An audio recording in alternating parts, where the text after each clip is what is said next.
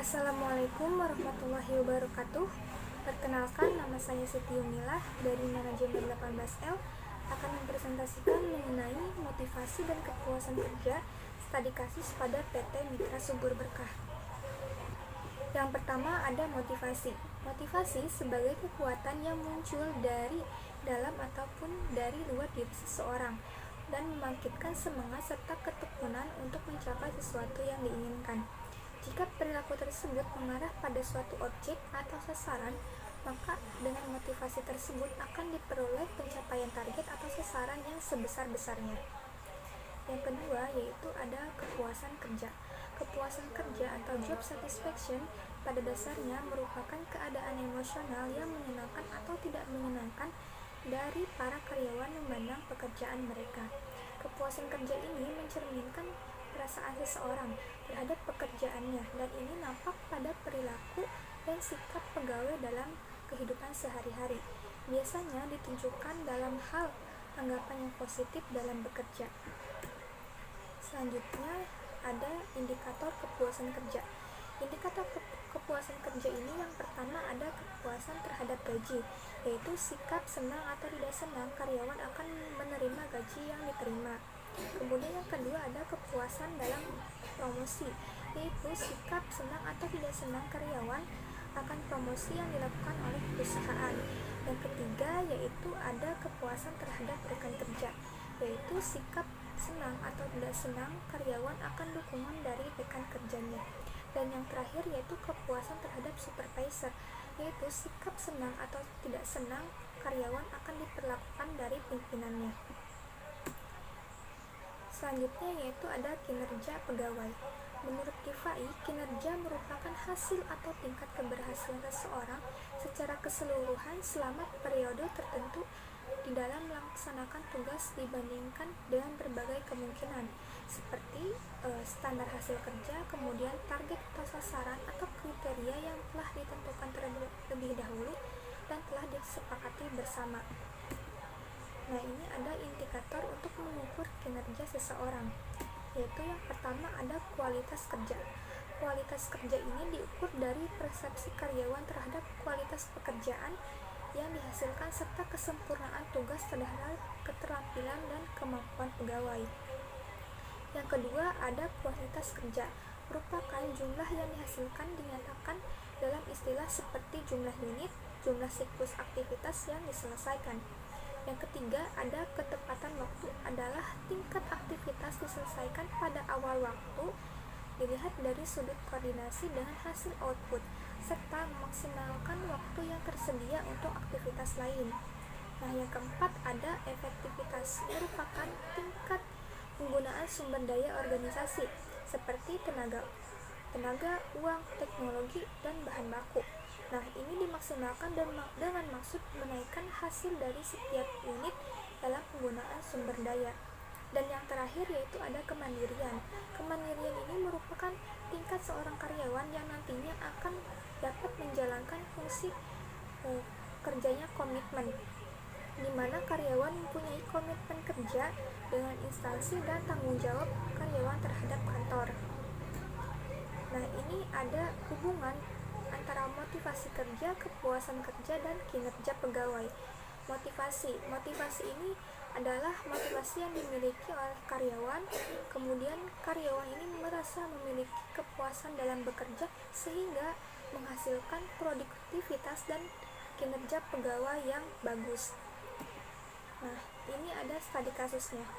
PT Mitra Subur Berkah merupakan perusahaan agen grosir dan eceran dan pulsa.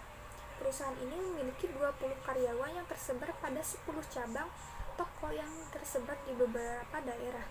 Jam kerja di setiap toko tersebut memiliki perbedaan karena melihat kondisi ramai atau tidaknya konsumen yang membeli.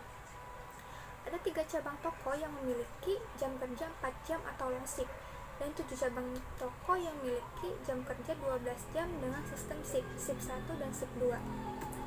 Nah, ini ada beberapa poin yang didapat dari hasil wawancara. Yang pertama ada motivasi kerja. Motivasi kerja yang dimiliki oleh si karyawan A ini yaitu ingin mendapatkan penghasilan tambahan serta mendapatkan pengalaman baru dalam bekerja. Kemudian Kemudian yang kedua ada dorongan perusahaan agar karyawan mau memiliki jam kerja 14 jam ini, yaitu dari kenaikan gaji setelah 3 bulan masa kerja. Kemudian ada uang tambahan sebagai pengganti jam kerja 2 jam dari jam kerja normal pada perusahaan tersebut.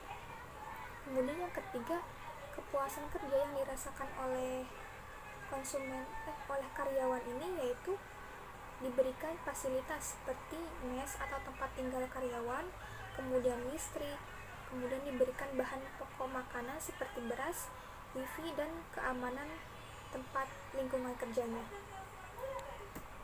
Nah, ini ada masalah yang dihadapi oleh si karyawan ini. Yang pertama, karyawan merasa kurang cukup setara antara gaji dan jam kerja long shift, sehingga motivasi kerja yang dimiliki oleh si karyawan ini menurun. Kemudian yang kedua yaitu ada fasilitas yang mulai berkurang fungsinya, seperti air kurang memadai, kemudian penggunaan wifi yang terbatas, dan merasa kurang nyaman di lingkungan tersebut. Nah, ini ada rasa kepuasan yang dimiliki oleh si karyawan ini juga ikut menurun, dan ini menyebabkan kinerja yang diberikan kurang maksimal dan mengakibatkan pelayanan terhadap konsumen dan pendapatan penjualan tidak sesuai dengan target yang diharapkan, dan tingkat produktivitas dalam bekerja ikut menurun. Nah, ini ada solusi yang diberikan dalam permasalahan yang dihadapi oleh karyawan. Solusi yang tepat yaitu perusahaan perlu meningkatkan manajemen sumber daya dalam pengelolaannya, terutama dalam memberikan motivasi dan kepuasan kerja kepada karyawan dengan sebagaimana mestinya. Karena karyawan merupakan aset penting perusahaan yang harus diperhatikan, dijaga, dan dikelola dengan baik. Perusahaan juga perlu memperhatikan kebutuhan, kenyamanan, pemberian fasilitas yang mendukung pekerjaan, sehingga karyawan merasa nyaman dalam bekerja dan kinerja yang dihasilkan akan memiliki dampak yang bagus. Kesimpulan yang terakhir. Kesimpulannya yaitu motivasi sebagaimana didefinisikan oleh Robbins merupakan kemauan untuk menggunakan usaha tingkat tinggi untuk mencapai tujuan organisasi yang dikondisikan oleh kemampuan usaha untuk memenuhi beberapa kebutuhan individu. Sedangkan kepuasan kerja atau job satisfaction ini pada dasarnya merupakan keadaan emosional yang menyenangkan atau tidak menyenangkan, dan para karyawan memandang pekerjaan mereka. Hubungan antara motivasi kerja, kepuasan kerja sangat mempengaruhi tingkat kinerja karyawan dan produktivitas, sehingga perusahaan perlu memberikan motivasi dan kepuasan kerja yang cukup dalam pengelolaan sumber daya manusianya. Karena semakin tinggi tingkat motivasi dan kepuasan kerja, maka semakin tinggi tingkat kinerja yang dihasilkan dan akan berdampak pada target pencapaian perusahaan. Sebaliknya, jika tingkat motivasi dan kepuasan kerja menurun, maka akan mempengaruhi tingkat kinerja karyawan dalam bekerja, yang mengakibatkan pelayanan terhadap konsumen kurang baik dan menurunnya omset perusahaan. Sekian presentasi dari saya, mohon maaf. Wassalamualaikum warahmatullahi wabarakatuh.